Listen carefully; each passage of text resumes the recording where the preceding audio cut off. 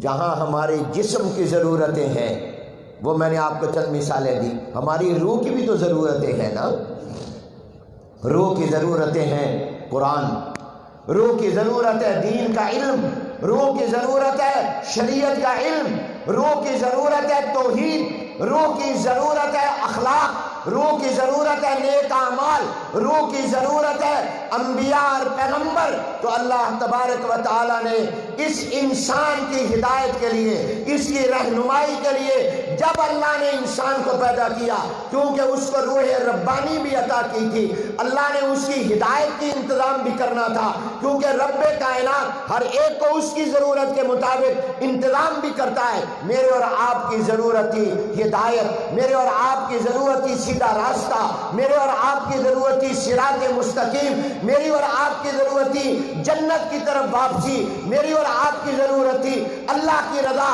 اللہ نے اس کا بھی انتظام کیا اور پہلے دن سے ہی اللہ نے دنیا میں نبی اور پیغمبر کو بھیجا.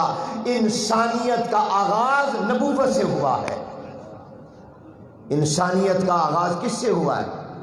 پہلا انسان کون ہے؟ بولو، جس کو پتا ہے وہ بولے. پہلا انسان کون؟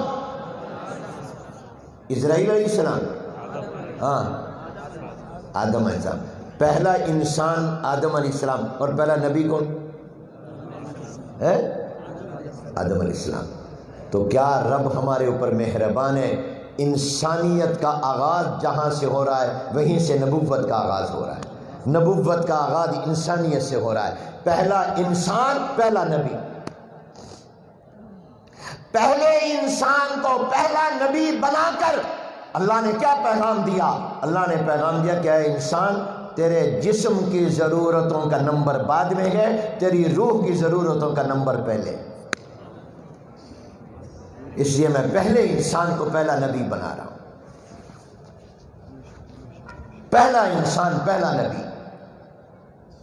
اللہ تبارک و تعالی نے، یہ رب ہے جس نے ہماری رہنمائی کا انتظام کیا. یہ جتنے نبی پیغمبر بھیجے، جتنی آسمانی کتابیں اتاری، یہ سب اللہ نے ہماری روح کی رہنمائی کے لیے اتاری.